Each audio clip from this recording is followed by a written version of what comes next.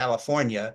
But it was so much fun. So I texted Frank and I said, you got to watch this one because we're gonna dive into what you've been writing about for 20 years here. Yeah, there's a lot of people who got here before me, but it's still a good story to tell. Yeah. But in any case, it's great. Let me introduce you properly here. This is In Conversation with Frank Schaeffer, and I am Frank Schaeffer, and my guest today is Yoni Appelbaum, and he is an author of a book that I've just read that we're going to be talking about called Stuck. He's also deputy executive editor at The Atlantic magazine, which we say on this show is without any peer, our favorite publication, period. That's it, no qualifications. He's also a social and cultural historian of the United States. Yoni is the author of Stuck. That's the title, subtitle, How the Privileged and the Propertied Broke the Engine of American Opportunity. And this is In Conversation with Frank Schaeffer. Please subscribe right now on YouTube where you're watching this live or as a recording later, and go to Frank Schaeffer at Spotify and Apple Podcasts. I have a Substack page, it has to be said, where I make various kind of statements, and you can go to substack.com and do that. Okay, so I've spoken to a bunch of your colleagues at The Atlantic, David Frum, Tim Alberta, Faith Hill, and we love The Atlantic. I love The Atlantic. And I want to get into your book, but first of all, I just want to say sort of a matter of interest to me is that something I grabbed from the back of your book that I want to read as a kind of an open, and then we'll take it more in order. This book began more than a decade ago. I think this actually comes from your acknowledgments. In a triple-decker in Cambridge, where I looked at my children and wondered whether the world I would pass on to them would offer the same opportunities as the one I had inherited. And then jumping into another part, I think maybe this is from the front of your book, the house I live in today is the 15th residence I've occupied in my life, already putting me a few moves above the American average. I have no particular desire to move again. I love my home, I love my neighbors, and I would be perfectly happy never to wrap another set of dishes in old newspapers. Now, Yanni, the reason I quote those two things is because the way you set the book up makes you kind of the opposite of my life experience. And at the same time, we're exactly on the same page. We're on the same page because in your acknowledgments, you start with your children. And I always start with my children and grandchildren. I'm at the stage of my life where I have five grandkids and three kids. Where we're the opposite is I'm 72 years old, and aside from British boarding school and some professional stints, like living in South Africa for a year to direct a movie, I've lived in three houses. And the house I live in now, which was settled, the property was settled, I think, in 1670 something by the Coffin brothers. This property's had three owners, in other words, three families since Wow. 1600. And I'm the fourth owner here. And Jeannie and I, my wife and I, who have been together for 55 years, have lived in this house for 47 years. And a few years ago, I wrote a piece which was something like, have babies, get married, all these kinds of things, and stay put. My point being that the kind of instability of always chasing more money and more projects doesn't necessarily help a marriage. So it was nothing to do with what you're writing about, but I kind of drew an opposite conclusion. So I've come to your book from the point of view that I love your book and I agree with what it says, but I kind of want to start with a personal aspect and then get into your argument. And the personal aspect is this, and that I've found that people's experience first leaving home and going to college, and then they have that group of friends, and then they move on and they chase jobs and they move locations less than people did in the past, as your book points out, may have something to do with some of the demographic decline we have in people having children and starting families. Because one of the reasons, for instance, that my son moved to this neighborhood and has had three children who live across the street that I do childcare for is he knew I wasn't going to move. He grew up here. He likes the neighborhood. He wanted to be here. And basically, he had been in the Marine Corps. He fought in Afghanistan. He went to the University of Chicago. And after all that, he said, hey, life is short. I want to settle down and get married and have kids. I want them to grow up in my neighborhood. So I just want to start with saying that we are on the same page when it comes to children and families. Before we get into your argument, which I think you make terrifically well and completely convincingly, so this is not, I'm not arguing with you. I just want to talk about that one aspect of kind of the larger picture of stability and family life, and how you see your argument in your book saying people used to move more and were more mobile. How did they all stay married and have families when today people move less and at the same time seem unable to settle down with anything they're doing? And you have this sort of long love process and they look for the right person and they're in their mid 30s, or maybe they're freezing their eggs and figuring if they want one child. And I'm trying to see how your book fits together with that sort of demographic picture of an unsettled population. And of course, that doesn't even take into account the Trump period we're in. So I just throw that out. There's a lot of stuff there. Sorry, Yeah. loaded on front load this, but I'm so interested in you because I love the book and we're going to get into it. But I thought I would just toss all that out, a kind of a life philosophy question first. For sure. And everything you're saying makes perfect sense to me. I'm jealous that you've got a house with that kind of history, that you've got a community that you love. Yeah, I will in another few years be jealous that you've got grandkids. My kids are not quite old enough for me to freight them with that expectation yet, yeah, but soon. And I mean that sounds wonderful. And I think that those are what I'm pushing ahead in the book is thinking through a kind of a balance in life, right? That moving, and we'll talk about this, can be incredibly powerful. I think it's yeah, the thing that made this country so distinctive, so prosperous, so pluralistic. But it's an important caveat. Uh, it matters why you're moving. yeah, It's not particularly beneficial to be displaced out of a area where you're desperately trying to hang on. yeah. It's not so beneficial to be chasing something and you know not what, Mm, to the extent that the moves that impel you forward are out of a sense of deep dissatisfaction and inability to commit to anything. An alienation from one community that leads you to try another. That's not necessarily great either. And you can see, over the last 50 years, as Americans are having fewer kids, as they're struggling to form and maintain stable relationships, it's also the period in which they're moving a lot less. And it is particularly actually the parts of the population that are moving where the decline has been particularly steep in mobility that we see these problems have become particularly acute. And to me, what it traces back to, and the way I would square this circle, and it's such a great question, is America is a country founded on the idea that individuals ought to have the freedom to be in control of mm, their own mm, lives. yeah, If you feel that sense of agency, if you are making active choices, if you are in control of where you are headed. And it doesn't mean mm, that you've got perfect control. None of us do, right? There's sure. all kinds of forces that act on us.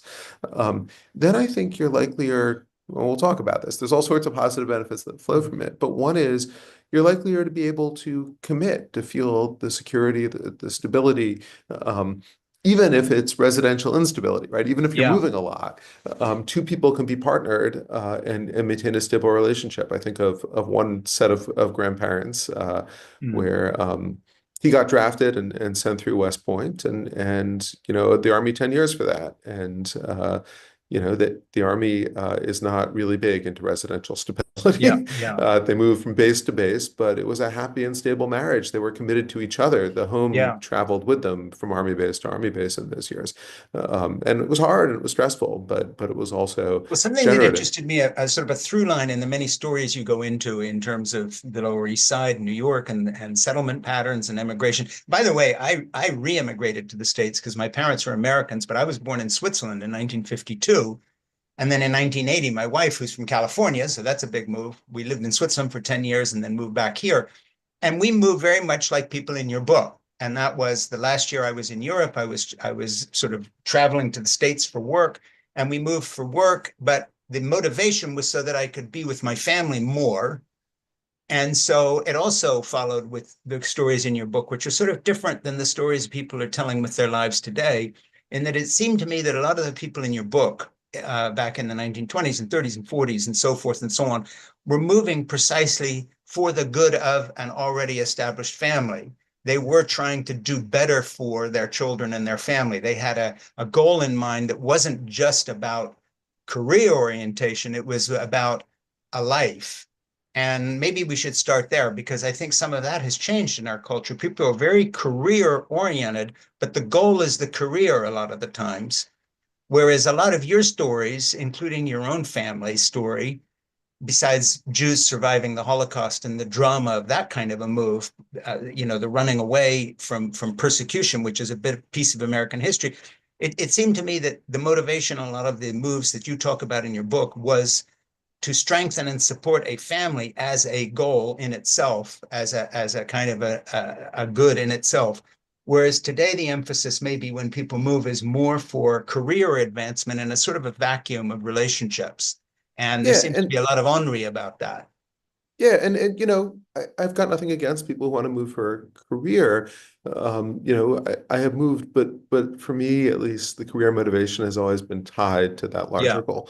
Um, am I going to put myself in a better position to provide for my family? yeah, And that's a powerful motivator. My first ancestors who came to this country were fleeing religious persecution. Um, they came over on the Mayflower, yeah, and they came though not just because they were fleeing religious persecution, but also to establish a community yeah. to care for their families, right? But those were intertwined. So it's rarely when you ask somebody for their story of immigration to the country, do you get just one factor, one One cause. aspect. So let me just tell people a little bit about the book here. Stuck: How the Privileged and the Property Broke the Engine of American Opportunity. And one big through line in this book is this is not a left-right divide. This is somewhere where the progressives, quote unquote, for both environmental reasons or just NIMBYism or whatever, have very much joined the throng of people who have limited opportunity in America. And I find that particularly in the context of Trump winning the presidency, which is a kind of a sub question I'm going to bring up at some point. I'll just throw it out there now.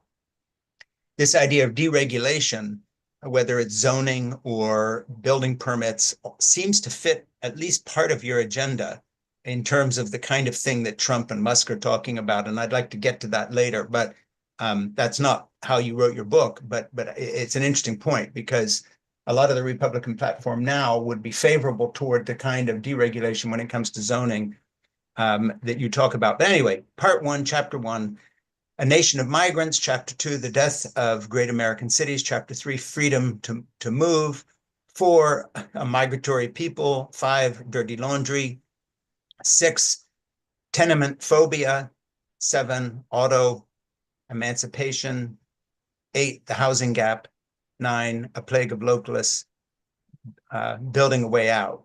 And then you say, today, the United States combines increasingly European levels of geographic immobility with American style parsimony, delivering the worst of both worlds. We neither help workers move toward opportunity nor do enough to provide for them when they can't. The United States has weathered many shifts in the distribution of opportunity only to emerge more prosperous than ever.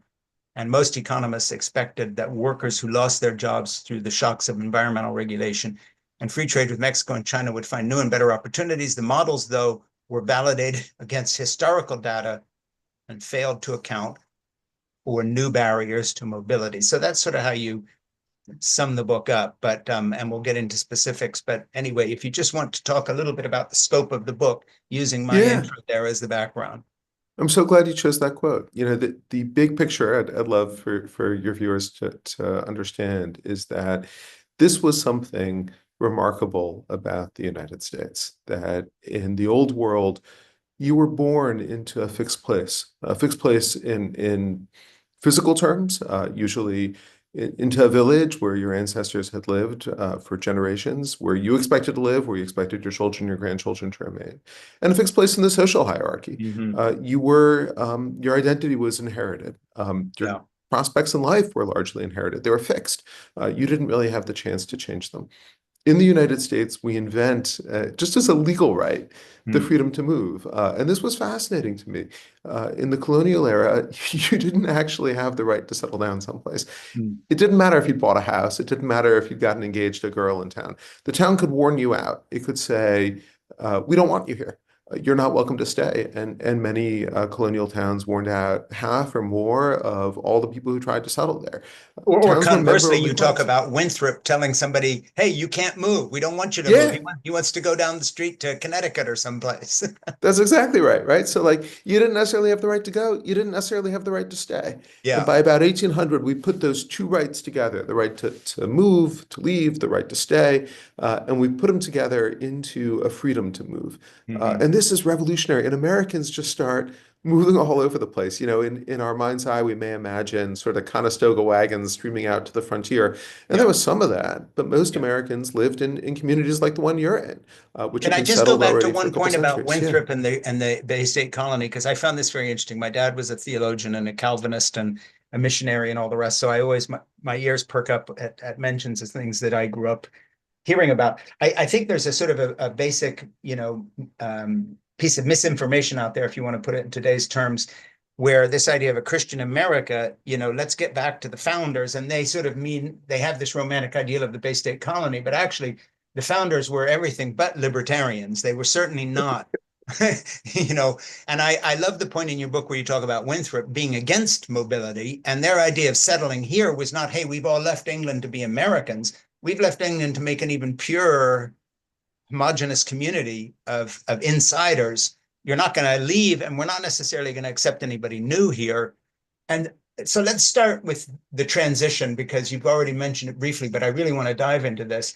What changed between the Bay State Colony that I'm looking at right here across the Merrimack River, with our little common green over there in the town I live in, um, to the idea of mobility and the vast immigration pattern that then began to reshape America into the nation we know now? I just think this is a very it's a piece of history that is not known very well, and I'd really like to go there first. Just that change from the Bay State Colony, closed little fundamentalist, if you want to put it this way, community of Calvinists, to what we had in the 18th and 19th century.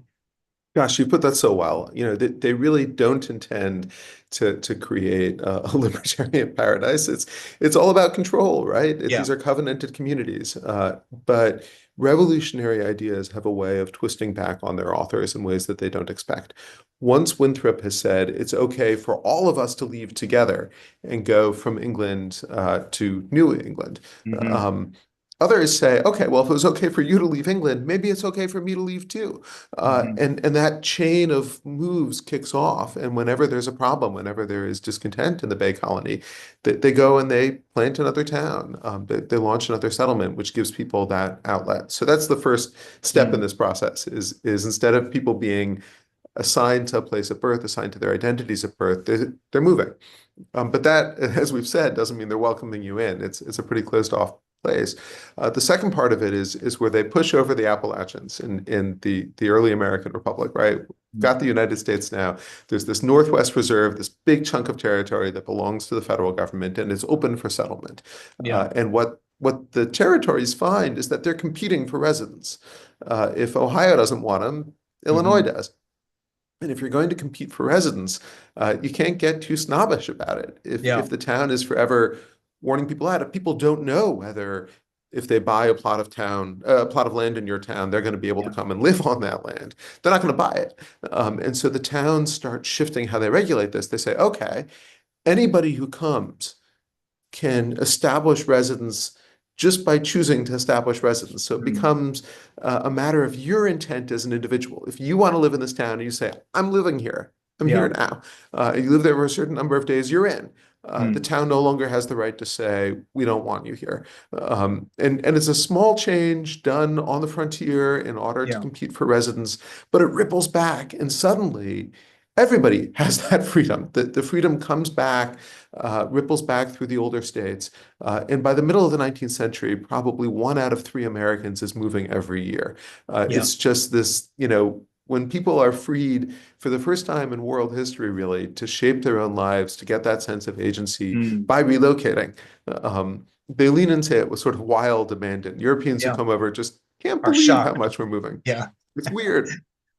I have a question to get to one of the big points of your book, that segues directly from what we're talking about. Okay, so that's the transition from the Bay State Colony, Winthrop, and so forth. And now you get to the modern transition that I'm putting in very general terms, and I can go to quotes in your book, but I'd rather have you tell us than just read bits of your own book back to you. All right, there's this kind of unintentional collaboration between progressives with zoning for many reasons and redlining and the kind of racism that went with keeping Black people, people of color out of neighborhoods. There's a weird symbiosis there that I'd like you to explain. And then the origins of the present tense and what would need to change for the future. Because I live, for instance, in a neighborhood that is white mostly, and it's not by design in the sense that this wasn't redlined in here in this part of Massachusetts, but it might as well have been because of the prices of the houses. People don't move because they're priced out, and they're priced out because I'm in a historical zone that you can't do anything with. And then, God forbid we build some multifamily homes here or a building. And then you go into these horror stories from California of, projects that are delayed for 2, 3, 4, 5 years. There's 30, there's some residents that have to move out because you have all these locals suing. So what has happened to the progressive movement that it has become now the anti-mobility movement? What was that story about? And how does it unintentionally fulfill the dreams of the people who were redlining and trying to keep neighborhoods all white? And it's sort of all become the same thing. I think that's a big point in your book that'll shock a lot of people who think of themselves as progressives and on the right side of history. And in this case, you're telling the progressives, no, you were very much on the wrong side of history. Yeah, it's you have to go where the evidence leads you, and so this wasn't necessarily the story I set out to tell, but it's the one that I found in the archives and in communities across the country as I reported it. So we're going to do this in three steps because that's a Yeah. big question you've asked. First, we're going to go back to the original progressive era, right? This is the beginning of the 20th century, and reformers want to use science and expertise and reason to bring order out of chaos. They're looking around at problems. They're looking around at the chaos of urban areas that are filling with immigrants. And it's all messy and organic, and they don't like it. And zoning is, it's initially a solution that comes about as a way to segregate minorities. I mean, it's just that simple in the United States context. It starts in Modesto, California in the late 19th century as a way to push the Chinese back into Chinatown. That is, that's not me imputing motive. Right. You can find people at the time saying things like, we all understood this was just a pretext to segregate the Chinese, like they say it in their own words. Yeah. And then it jumps to the East Coast in New York, where it's a way to push the Jews back into the Lower East Side. And again, they just say it. And then it spreads nationally and takes on a variety of purposes. In some cases, it's a way to keep Black people out of white neighborhoods. In other cases, it's about economic segregation. It's about keeping the poor, immigrants, out of affluent neighborhoods. But it's that order from chaos. It's the separating out of unlike things. And to me, at least, one of the things that's great about this country is that it mixes together unlike things. Yeah. So that's the first complicated story of zoning. It's solving lots of actual problems in urban spaces, but it's solving it with a set of remedies that are going to be complicated. The Well, they second stage, reinforce both class and race and yes, economic incomes, and just say that. that's exactly right. And so, you're separating people out. In America, if you're separating by class, you're also separating by race. The Yeah. second stage gets us to FDR and the New Deal. And the New Deal is a problem to solve. And again, this is a real problem, just like the problems of early 20th centuries were real. They've got a mortgage crisis. This will be familiar to anyone who lived through 2008. The Yeah. banks are failing. People are defaulting on their loans and walking away. And the clever solution that FDR comes, he has no money to pay for all of this, but he says, look, what if we just take the loans and we stretch out their terms? Mortgages were often like 5 years. So they could be 20 years, they could be 30-year loans.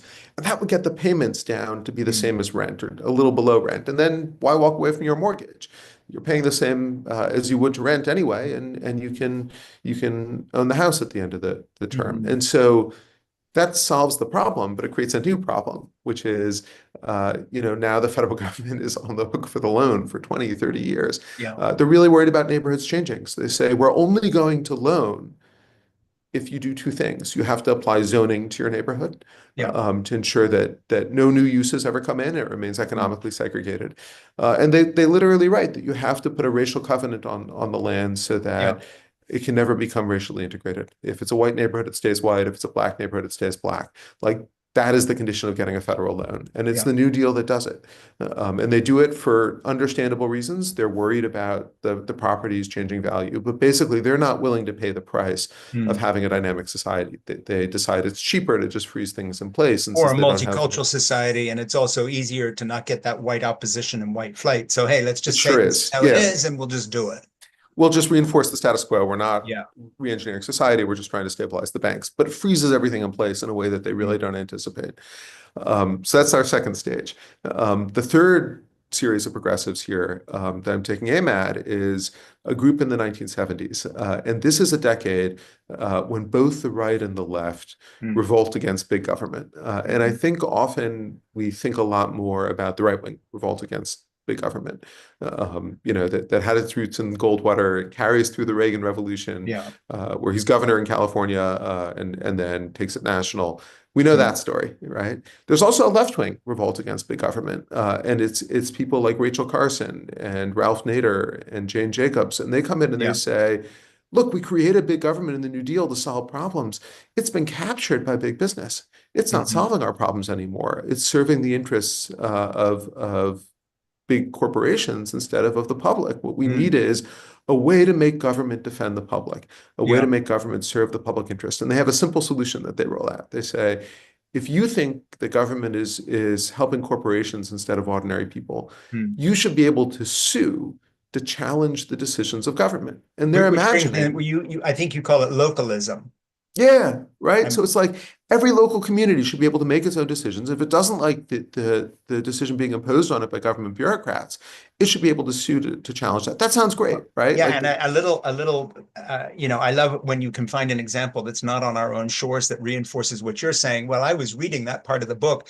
I was thinking about what the Labor government is trying to do now to recapture what happened when they devolved to all local governments. And the unintended consequence is they don't have any housing because yeah, local, your local, whatever reason, we're preserving the green belt, we're preserving this and that, and the British can't build shit. They can't even finish a railway line because the localism has completely overtaken the ability to actually accomplish something on a larger scale. And I also want you to jump in from that to these people who were against sprawl and then created more sprawl by being against sprawl. I just love that right. part of your book. So I want you to finish whatever your thoughts were, but I want you to go to sprawl.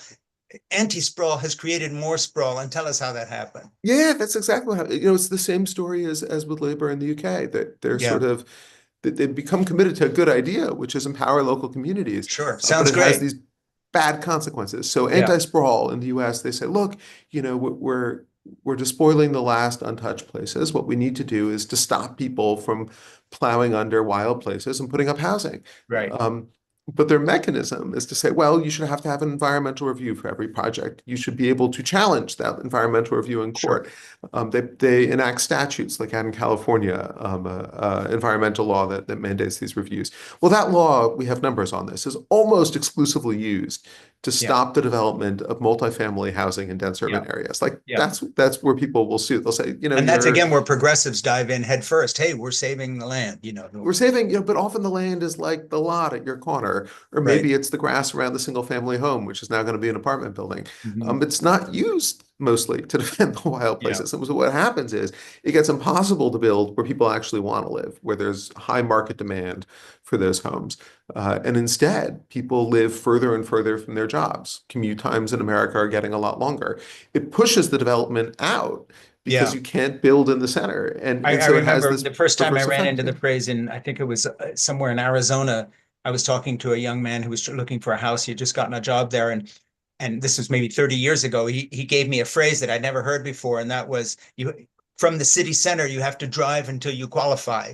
In other words, you have to drive. And I said, what do you mean drive till you qualify? He says, well, I can't afford a house that's anything more than, like I have to be 30 miles out from the center of town till I can qualify for a loan because that's when the prices, and that puts me a 2-hour commute from work. on a freeway. And that's crazy, Yeah, right? Like it nobody is. wants to be driving 2 hours in on the freeway. Right. But it's a trade-off that people will make to find that home and that community where they can raise their family. That's not how it used to work. Until 1970, people in America moved toward opportunity. They went to the places where the jobs were Yeah. being created. Since then, people have moved toward cheaper housing. Yeah. And you can find this really bright dividing line about 50 years ago. And that's when the rate of mobility falls. In 1970, 1 in 5 Yeah. Americans moved every year. And today it's 1 in 13, right? So Well, and that's you this is also talk very about the sharp fact fall. that, okay, in Flint, Michigan, you can get a house for nothing, but there are no jobs there. So what's the point? And the mobility used to be connected to places you could afford to live and work. Right. So it's not just an affordable housing crisis. I could afford a house in Flint. You could afford a house in Flint. Anyone watching this can afford a house in Flint. I know that because there are so many vacant homes in Flint. They're tearing them down. They don't Yeah, have and enough you walk the takers for them. streets there and doing research. Yeah, I talked to people and I wanted to know, why do you stay in Flint? If you'd gone to Flint in 1920, if you'd gone to Flint in 1960, it was a great place to raise a family. Yeah. It had lots of jobs. People were pulling themselves up, and everybody in Flint is at most the grandkid of somebody who moved there, right? So Moved mobility there, is in yeah. their blood. And yet there's still lots of people who live in Flint, Well, now even they're though stuck. The quote that's your book. I mean, they're stuck. that's the thing. They're Yeah. stuck there. Let me reintroduce you here and then we'll power forward because I have a lot more I want to ask you about. Um, so we are talking about an incredible book that I read on Kindle the day it came out. So I was one of the first readers, very pleased with that, getting ahead of the crowd. And it's called Stuck: How the Privileged and the Propertied Broke the Engine of American Opportunity. And what we are talking with the author, Yoni, about the book. And it comes from both familial experience on his part. There are family stories in there, there's stories of other people. But I just want to change gears here a little bit and get to the present tense on one thing, and then we can go back into the argument of the book. You actually say this in your book, that perhaps American mobility was merely a life stage in the growth of the republic, an artifact of our restless youth. Okay, so you make that statement, and then I have a question that sort of connects with that. And this is not a loaded question; it's a real question. I'm not trying to make a point. Will the Musk GOP deregulate building codes and zoning in a way that opens up housing to the 1930s, 40s, and 50s standards again? I don't know. I've followed the program pretty closely, what these guys are saying, if one can follow it. I don't know if that's one of their things in terms of opportunity, but I'm guessing that the MAGA right is kind of on a local level, just like everybody else. They want to keep anybody they don't like out of their neighborhood, and they're building fences and sending troops to the southern border. But on the other hand, when it comes to your own town and your own neighborhood, one of my neighbors, who by the way is a wonderful friend of mine and makes stuff for me, who also had big Trump signs on his lawn. Our bridge was just reconstructed with new painted lines where we used to be able to drive in the right-hand lane to make the turn into our neighborhood, but now they've made a bike lane, and we can't do that anymore. But every time I follow his pickup truck across the bridge going back to our neighborhood, he breaks the law and drives in the bike lane because, God damn it, who's going to tell me what to do? Now, I can imagine him looking at zoning for my little neighborhood saying, fuck it. If I want to build a second story on my house for my grandchild, I'm going to do it. Who are you to tell me what to do? So part of that MAGA pushback, does it have something to do with this in the sense of feeling Yeah. constricted and stuck? And if these guys keep winning, is one little silver lining, I'm not a big MAGA fan, but is a silver lining that at least some of the crazy libertarianism these tech bros bring of don't regulate us, we're going to build the future, will they throw a sop to the young couple trying to buy a place and say, why should they be excluded from a neighborhood because the zoning laws are written in a way that excludes new buildings? I'm just throwing that out. It's a real question. It's just, I hadn't really thought about it till I read your book, but it's come up now, and I just want to get your feedback. Yeah, no, look, it's a great question. And I think you're pointing to a real problem here, which is that this is something progressive jurisdictions have done to themselves. Yeah. In red states, in red cities, you don't tend to find the same kind of restrictive zoning because there isn't the same belief in the power of the government to do good. This is sort of zoning is almost like an autoimmune disease, right? Like it's people who believe the government could do good gave a little bit too much authority and a little bit too much regulation, intended well, but has has ended up attacking the things that progressives say they value, right? It's attacking diversity, it's attacking equality, it's attacking the ability of people to move up, and so in red areas you find less of it. But there's some feedback effects here, right? So blue areas are the ones that are growing fast economically. It's where the Mm, jobs are, it's where the opportunities are, it's where kids do better than their parents did. mm, Um, and so you've got a divide in this country where lots of the communities which have lots of opportunity are in their blue cities, whether they're in red states or blue states, but it's almost impossible to live there because you can't afford to. 50 years ago, a janitor in Alabama who moved to San Francisco does so much better in San Francisco that they end up ahead. mm. Today, that janitor in Alabama who moves to San Francisco will earn more in San Francisco, but they'll pay so much more in rent and housing Yeah, costs that they'll end up behind. They'll have less in yeah. their bank account at the end of every month. And so you end up with part of the country feeling really resentful and angry at the Mm, progressive areas that they can see are thriving and prosperous, and they're not yeah, welcome there. And then you've got these islands of blue prosperity that have walled themselves off. So it's part of what's fueled Trump's rise, I think. And yeah. there's a question about what he does about it. One of the first executive orders he signed took aim at housing regulation. He's also talked about beautiful neighborhoods of single-family homes. We're not going to let Sure. those people in there. The Trump fortune came after World War II out of building housing Yeah, in New York for middle-class families who wanted to move up in the world. And so he's yeah, got that. They also settled a lawsuit about excluding minorities, right? So he's got yeah. both And halves of the his heritage dad here. did. He and his father settled a lawsuit on that. So, well, I Yeah, mean, it's sort of a weird thing because on one hand, it's anti-immigration down to the core. On the other hand, it's like no, the no zoning thing could open up the neighborhood again. So yep. there's a kind of a contradiction there. Let me go to something that you write in your book here. This hostility to change was a fundamentally conservative impulse, but on its own, it merely slowed the progress toward greater equality. Um, I want to talk about the kind of implication of what you're writing about, because of course, and again, this isn't specifically what your book is about, but it's kind of an elephant in the room because in a way, your book about mobility is also an argument for a multicultural, diverse culture. And it became that because of the mobility. So there may have been restrictions on a push to try to get the Jews back into the Lower East Side or Black Americans back, quote, back into their neighborhood. But the fact of the matter is those restrictions were never completely successful because people Right. did kind of escape. And the mobility and the housing prices helped them in spite of some of the mistakes that FDR made in kowtowing to the white majority, et cetera. So now I want to kind of jump ahead, and in the best of all possible worlds, if everybody read your book, and people that were able to make changes read it, if Elon Musk sits down and reads your book, which he should, because he's a pronatalist and wants more babies, and where is everybody going to live? And I'm not being facetious about that. We've talked to a lot of pronatalists on this show, who've written books on this and demographics. It's all part of one question. So, in terms of the kind of culture we would be living in if you could, if Trump called you and said, okay, besides Elon Musk standing by my desk, Yoni, I want you here to tell me how to navigate this. It'd be a good idea if you would, by the way, if anybody's listening. Um, what specific changes could we make in America, both culturally in terms of heart and mind, but also legally to wrest back the control from some of the localism that has stymied housing prices and made them unaffordable, and also made changes to the kind of zoning laws that would not then create complete chaos, but on the other hand, Right. really get back to opportunity again.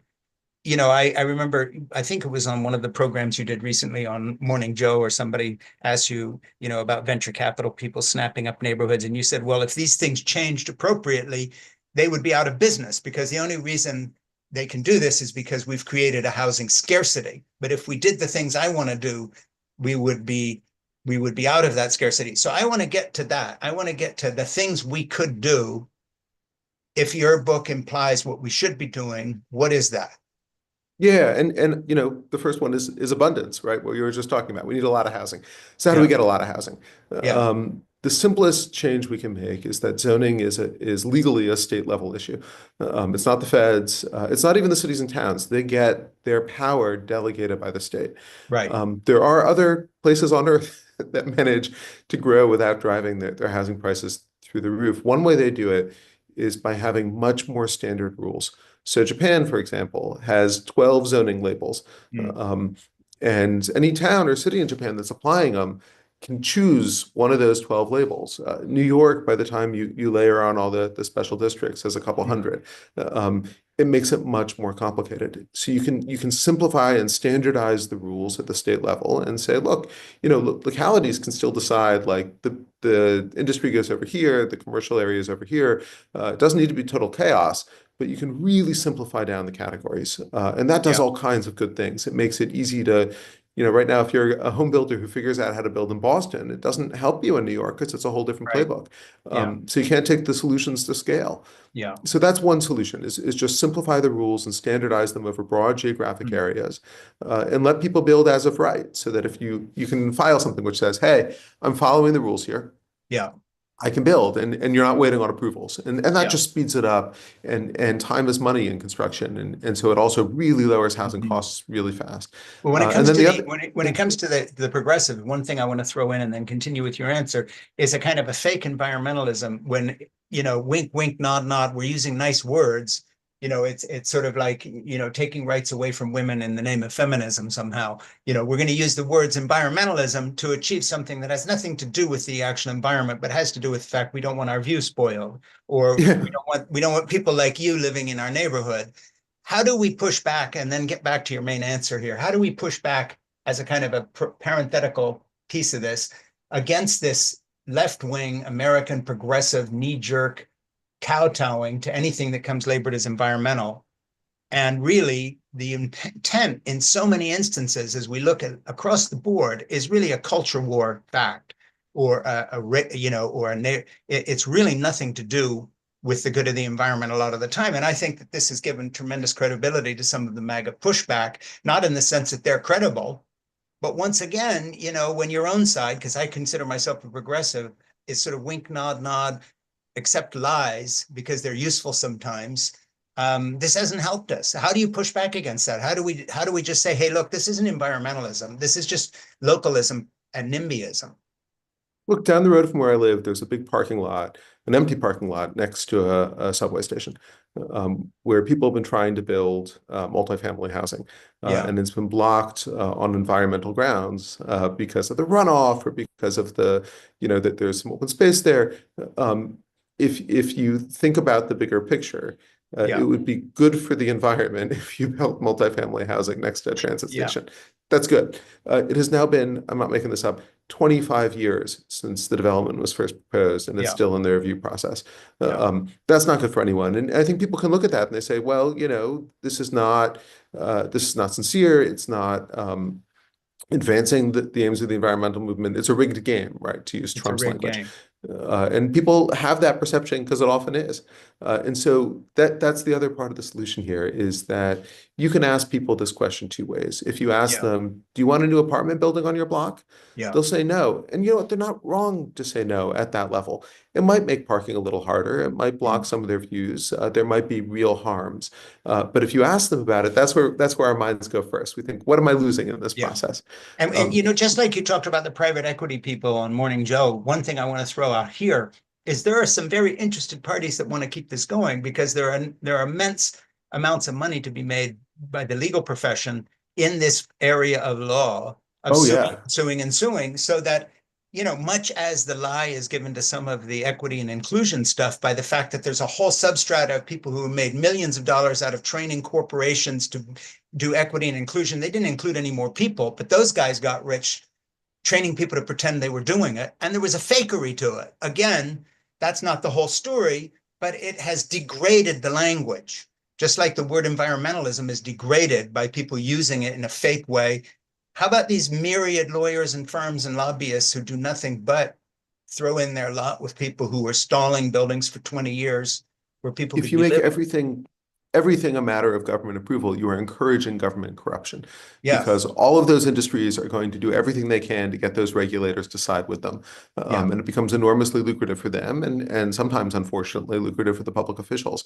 So it's not a good system. What you can shift to is you can ask people the same question in a different way. You can say, do you want young families to be able to live in your neighborhood? Do you want doctors, not, the doctors and the lawyers already here? Do you think that the nurses and the firefighters and the daycare workers who serve this Well, how about it? community? Your own kid being able to afford a house down the block? Yeah, do you want your own kid? Do you want your grandkids to live within Yeah, walking distance so you exactly. can go over and see them? If you ask people that, they say, heck yeah, that's what I Yeah. want. That's good. Yeah. So you've got to get people to stop focusing on what they lose from new development, which is Yeah. where our minds naturally go, and ask them about what they stand to gain. And if you can do that, that's the cultural shift, right? If we Yeah. if we we lived in a culture that was optimistic and open because we felt like the future would be better than the past, and we felt that way because we were always starting over and always moving to new places Yeah. ourselves. And that American optimism carried us through a couple centuries. And we've lost hold of it because we're stuck, because too many Americans want to move and can't. Yeah. And if you can get the cultural change, it starts building on itself. You let people move to prosperous places, they get a sense of agency in their own lives. They start to feel as if it's not a zero-sum game. Your gain doesn't have to come at my expense. You restore that American optimism, and it goes an Mhm. awfully long way. One of the things in your book, I think this is from later in the book, down on page 219 or something. By 2023, California's area of limits had so constricted the supply of housing that the median price of a single family home in the state topped 900,000, more than 10 times the median household income. The money that purchased an entire house in 1970, adjusted for inflation, would now barely suffice to buy a pair of parking spots in a garage in San Francisco. And I just thought It's that was crazy. a well-written sentence, but it really sums up what you're trying to say here. If you price people out of opportunity, then they will leave. And California was a state which, for almost its entire history, was mostly filled with Yeah. Americans who have been born someplace else. Yeah. And Yeah. today, it's bleeding population, Hey, and my that's wife's crazy. family, her father's from North Dakota. His dad was a blacksmith. Her mom was from Arkansas. They moved to California in 1947 after both serving in the war. And he went to school, became a lawyer, did his thing, bought a house. This is the whole deal. And this is what you're talking about. I just want to interject one thing here. We have a book club called It Has to Be Read, which keys off my commentary. It has to be said. And we'd like to make your book our April book, our book club Oh, book for wow. April. And Oh, before I wow. Thank you so forget, much. and in April, get you back to talk about it and bring somebody else with you if you want. And we're going to keep going a little bit here. I'm not winding up yet, but unless I forget, when I do sign off eventually here and say goodbye to you, please stick around for a few minutes and talk to my producer, Ernie, because we'd like to ask you if there's somebody else we'd ought to be talking to about your field or any subject. It could be, a fellow writer, a student, somebody in another subject we may not know about. So please just stick around and give Ernie ideas for future guests. Will do. We would value that. Let me just jump to a kind of an overarching question in terms of a little futurology here. We're in the shakeout period of the second Trump administration and all this stuff going on, and closing government agencies are trying to. And I kind of asked you this before, but I'm going to ask it again. Is this a little bit of an answer to some of the progressive misdeeds when it came to overregulation across the board, of which your subject is a part? Or is that over Yeah. optimistic thinking? No, I mean, I think the Trump administration may push us sometimes in healthy directions. That's not to say that I approve of many of its individual actions, Yeah. but you know, I think many voters, right? The man won a plurality of votes. He won those votes because he was tapping into real frustrations, Yeah. and I think many Americans looked at government, looked at the regulatory process, looked at their own lives, and they said something is not working the way we thought it would. Right. And they were not wrong about that. Yeah. Um, and we may get some useful correctives. We may get some overcorrections. That Yeah. tends to happen when we switch partisan control of government. People overinterpret their mandates. They go a little too far. Yeah. And I'll just tell you that I'm a little alarmed at how the small credit that Trump and Doge and Musk seem to give to many civil servants who really do try to make the lives of their fellow Americans better. Well, But they're I not get my wrong. Social They're Security too much payment every sometimes. month. I'm 72 and I'm on Medicare and it's working for Jeannie and me. I hope they're not firing all those people or firing everybody at the IRS that collects the taxes and so forth and so on. I agree with you. But on the other hand, it's interesting because just looking at my neighborhood, this is a pretty left-wing neighborhood up here north of Boston, but we have our Trump voters. And I think when I think about these people who are the Trump voters in our neighborhood, they tend to be a little more on the working class side, perhaps, although Yeah. that's not the case with a couple of them. But I think all of them have had at some point in their life a run-in with what I would call an intransigent bureaucracy that was unreasonable. And they're just sick of it. They're sick of the extra paperwork for the insurance forms. They're sick of the fact that they just got their home inspected again by the insurance people who told them to re-roof their house, but they know plenty about roofing and it's only 15 years old and there's some moss on the north side. But of course there's moss on the north side. But how do you, when you multiply this level of frustration of this culture of ours, I kind of get why folks voted for Trump. And I There's a also sense I don't look at all of these guys as fascist enemies who there's a have sense of helplessness that comes, right? yeah. When a government bureaucrat tells you, you can't fix your own house, um, it's disempowering. But the left has And been all about government regulation, and they're not unfairly saddled with that. And I think the equity and inclusion folks were the final straw with a lot of people because it was like now I'm getting called a racist, or I'm told I have to perform some sort of a ceremony to mourn the fact that this used to be a clamshell place that the Pequots would collect their clams on, and and if I don't apologize for that somehow, I'm an immoral person though nobody's giving any land back. I just think any individual instance of this stuff, the kind of moralistic hand wringing over settlement, which of course is global. Nobody would be anywhere if they hadn't settled someplace.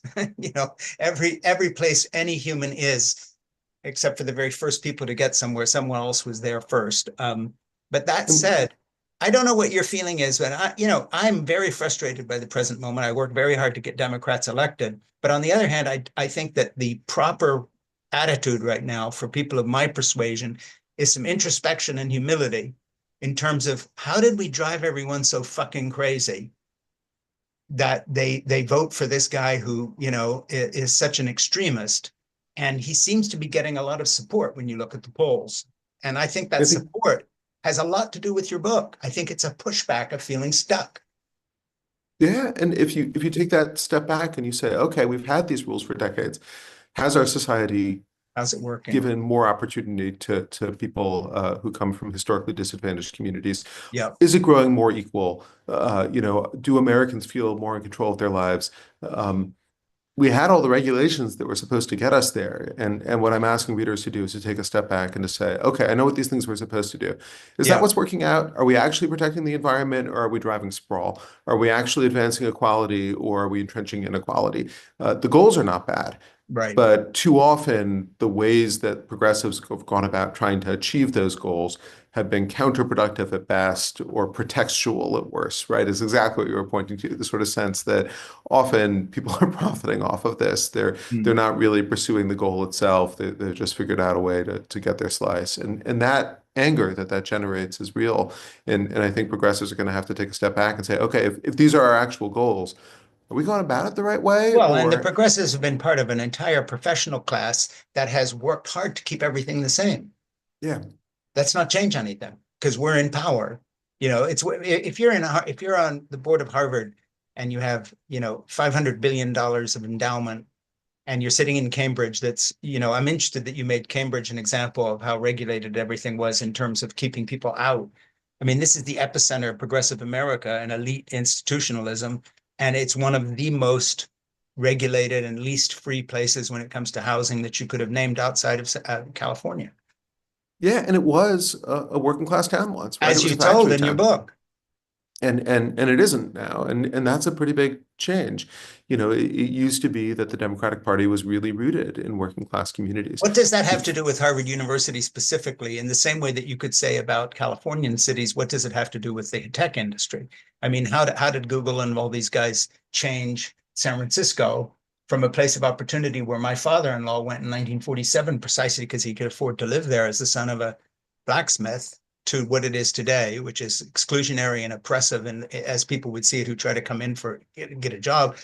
And you know, what is the philosophical kind of worldview of the kind of people who live in Cambridge and work for Harvard University and are part of that system, that they've been so blind to what you're writing about? What is, I'm going to put it in a horribly pejorative way, what's wrong with these people?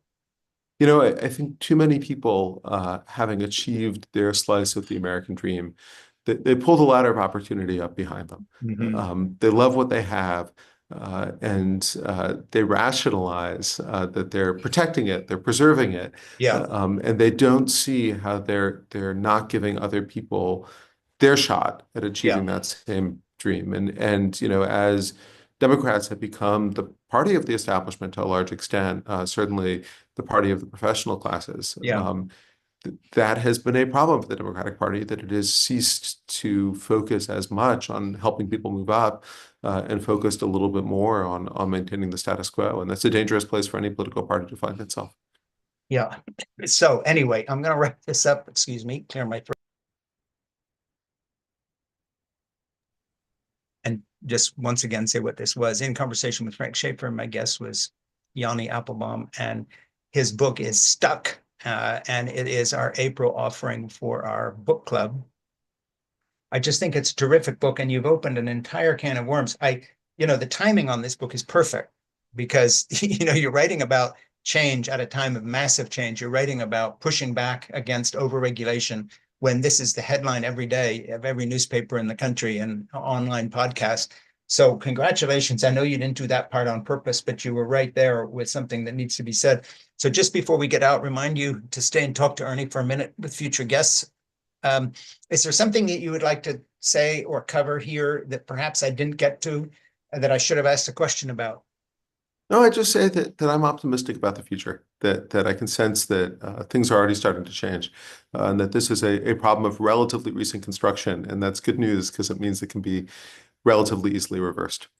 In terms of that, one last question from Ernie, he texted me this. In view of what you've written and an optimism for the future, what is the role of the media in an age of disinformation overload? Because we have so much coming at us. How can we pick out what you're saying and say, yeah, but he's right about this? And, you know, this isn't part of that Well, disinformation. I hope people will pick up the book for themselves and read it in April as part of the book club, Yeah, because yeah. you should go and you should do your own research, and you should take a look at it and say, does this hold up to scrutiny? You know, that ultimately, don't take it on my authority. Read it for yourselves, and I'd love to hear from all of your listeners what they think. Yeah, isn't it ironic that all the quote historic buildings we love best, and the old neighborhoods we love best, and the old towns we think are wonderful, and that we do historic preservation, you know, efforts to keep the way they are, were built without building permits by people who were mostly building themselves with their cousin who helped them put the roof on, with no zoning and absolutely no health and safety stuff whatsoever. And these are our treasured communities that we don't want anybody to change. And then, you know, we throw up all this, you know, 2x4 sheetrock stuff that's zoned correctly and safety, and the first big storm comes along, it's all gone. Whereas my old brick house has been here forever and isn't moving because it was built by ordinary people who were building for themselves and not for the building inspector. Yeah, there's a lesson in there. Mm-hmm. Hey, this has been great. Everybody go buy the book. It's Stuck. It's really, really, really important. It's ripped from the headline, and it is our April offering. Please give Ernie some idea on guests. And this has really been a pleasure. I love your book, and I'm so appreciative that you wrote it. Thank you so much. This has been great. Thank you so much. Okay.